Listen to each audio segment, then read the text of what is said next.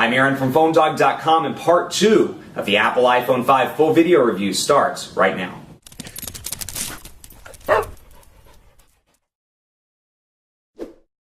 In the break, Earl told me on Twitter it's the review he's been waiting for. Well, Earl, you need to go back and watch part 1, and everybody needs to go back and watch part 1 because it's a very important review. This is the Apple iPhone 5. It's the full video review in part 2 at that. Now, we've heard about this device forever. We've heard about it for over 2 years, or about 2 years actually, between the 4S, which we thought was going to be the 5, and now the actual 5. It's out, available in stores at Verizon, AT&T, and Sprint. 16, 32, 64 gigabyte flavors, white and black, starting at $199, $299, $399 for 16, 32, and 64, respectively. Design-wise, just to give you a quick recap, in case you didn't check out part 1, go back and look at it. But quick recap, Nano SIM over here, much improved in terms of iPhones. When you look specifically at iPhones, it's a great evolutionary step in a lot of ways. Dual-core 1 gigahertz Apple A6 processor, a 4-inch Retina display with 326 pixels per inch, 8 megapixel camera with 1080p HD video recording capabilities, a beautiful build quality here, metal on the back now instead of glass, so it actually has a better feel to it, makes it feel like if you drop it,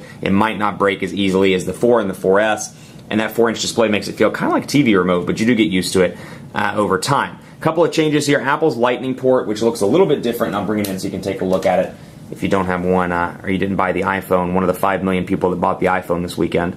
That's what the Lightning port looks like. Plugs in either way, and of course you can charge from there. So much like Apple's MacBook Pro line, you've got a charger that you can charge from either direction. Now again, take a look at things like this, the scuffs, the nicks, those came out of the box from both Verizon and AT&T, which I actually ordered that one from Apple, just to make sure we had one in the office on launch day. But scuffs like that, hearing a lot of reports about that on Twitter and online, but again, design changes here, 3.5mm headphone jack at the bottom, just a nice feeling device that's 18% thinner, 20% lighter than the previous iPhone, and I may have those statistics backed up. It's 18% something, 20% something. It's either thinner and lighter, but I may have those flipped backwards, so forgive me for that. But nice device. Apple's iPhone or iOS 6 installed on this with new maps, which we're going to take a look at right now. Let's jump right into maps. We're showing up with Dallas right now, so you can see I have it pulled on 3D, and of course I can turn off 3D and zoom in and zoom out. Now Apple's maps have gotten a ringer in the press, or been rung through in the press. Huge issues with maps right now.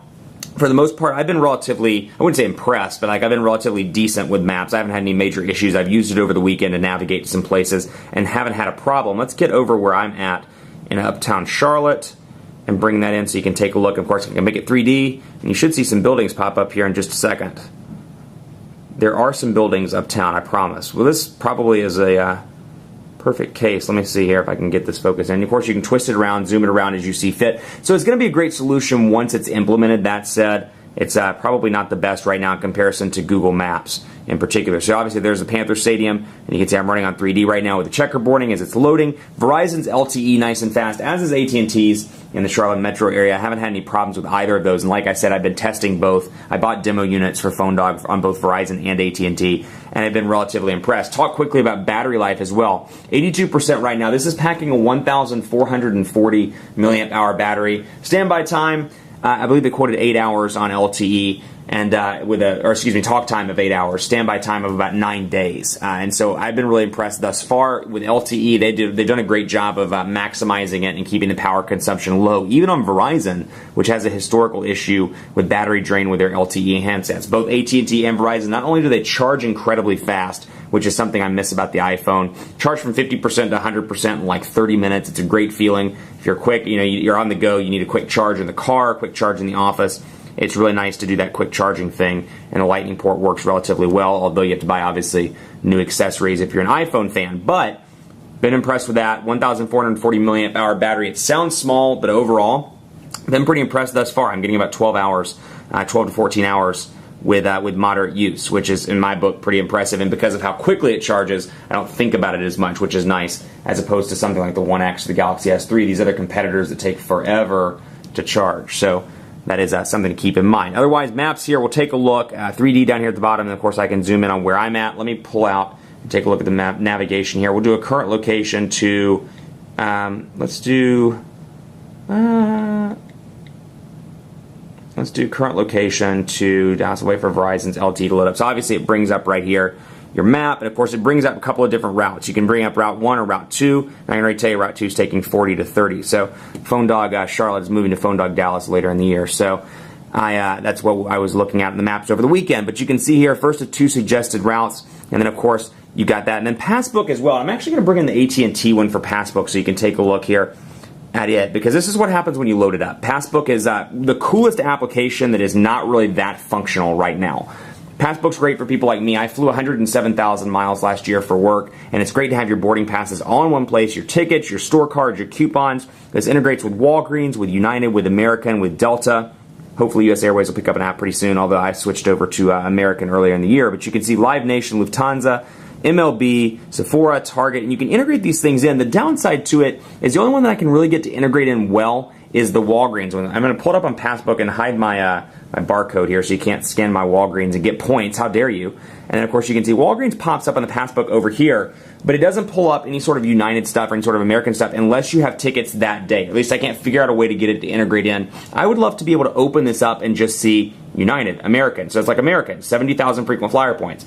You know, United, 25,000 frequent flyer points. Delta, 40,000 frequent flyer points. I'd love to be able to kind of see that kind of stuff as opposed to downloading a third-party travel app. I get that the tickets, that's a great idea. It's a great solution. I'd love to have it to be a more useful application in those weeks maybe where I'm not traveling, or like 7 days where I'm not traveling, which is hard to come by. But I'd still love to see more of that. Let's take a look at speed tests. So back, what I was saying about Passbook, not functional just yet. My hope is in the next 6 to 8 months they'll really make it a more functional application where it's not just, hey, pull it up and get your tickets on the day of travel, but something like, hey, you can look at your United balance or your American balance at all times. And so hopefully we'll see that in the coming weeks and coming months. Take a look at speed test here. Verizon quotes 5 to 12 megabits per second on the download and 2 to 5 megabits per second on the upload on LTE. So far, speeds have been pretty impressive. I'm getting about 20 megabits, obviously, right here on the download, and on the upload, about 14.68. And I've been pretty impressed. I've been doing both the AT&T and Verizon speed tests throughout the weekend, and that's what it looks like on Verizon. You're getting 16 to 19 megabits per second, so reasonably impressive. Looks like the iPhone saturation hasn't hit just yet. And to bring it over from comparison purposes, I'll show you the AT&T one as well. These are some I ran over the weekend. 14 to 23 megabits per second. On the upload, I'm seeing a range of about 5 to 15, 16 megabits per second. So still relatively impressive on both. Hopefully we continue to see those speeds even with the saturation of iPhone 5s hitting the LTE network. So obviously you've got that. We'll take a look as well at camera. 8 megapixel camera on this device, and you'll immediately notice that the bottom has changed ever so slightly here. You've got the toggle to switch between still pictures and video. You've got your camera button here. You've got your options up top, grid, HDR, and then of course panorama, which is a big feature right now of iOS 6 and the iPhone 5. So I can move the iPhone continuously. Let's see if I can shoot a panorama of my office so you can see what it looks like right now. I'm going to keep the arrow on the center line.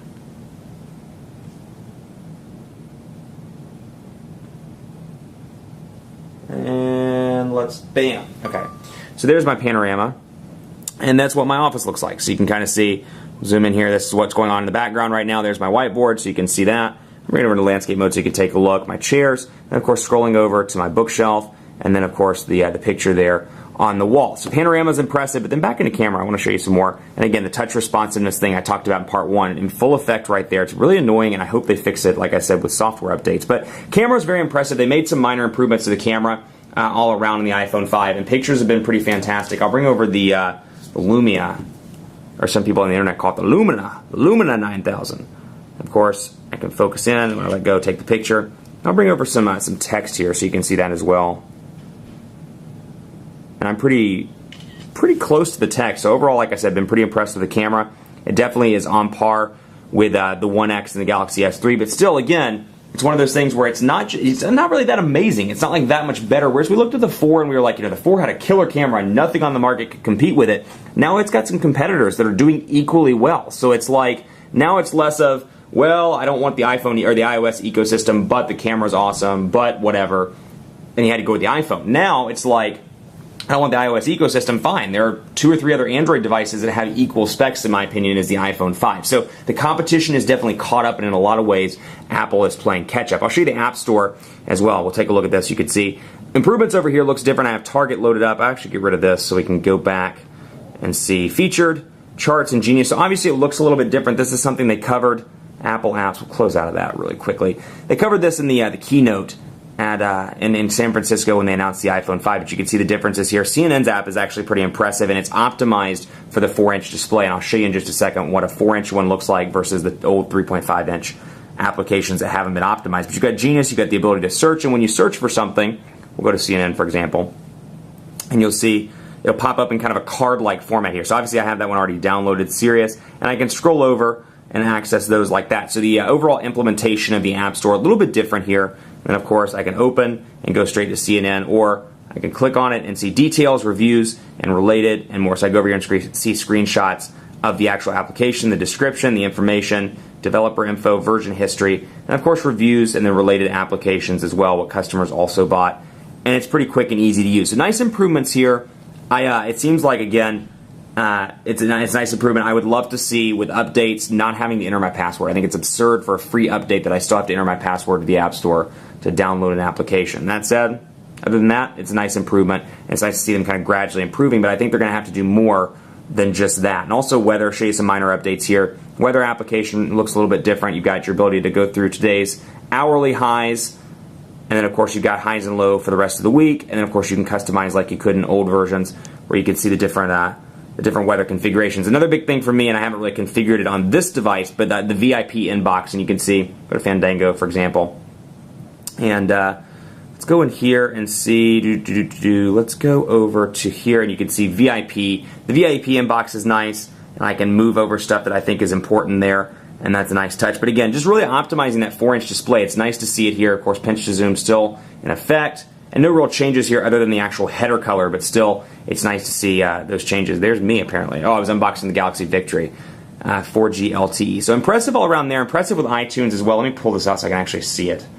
And then music as well. So downloading music on the cellular connection is going to be a little bit better over here. And of course, you can FaceTime now on Verizon, on Sprint, and then if you have a mobile share plan on AT&T as well, FaceTime over a cellular connection. So here's what the iTunes Store looks like. Movies, TV shows, search, and more down here at the bottom. So if you're kind of craving some more stuff about iOS 6 in particular, stay tuned because I'm going to do a separate iOS 6 video. Be on the lookout for that, and you'll see some more of the upgrades to Apple's newest operating system. That said, this is the iPhone 5. Stay tuned for more on PhoneDog.com. We're going to have a ton of dogfights. We're going to dogfight this against the Galaxy S3, the HTC One X, and more this week. So be sure to check that out on PhoneDog.com. Is this an awesome device? It's depending on what you're coming from. If you're coming from an iPhone, you're a big fan of the ecosystem, you're a big Apple fan, it's a great option, and this is still an option I'd recommend to a lot of people. But let's be honest, I'm not going to let Apple slide in any other way that I wouldn't let Samsung slide, or let Nokia slide, or let HTC slide. We've got to get away from this whole it's the iPhone, so it's great mentality that I feel like a lot of people have.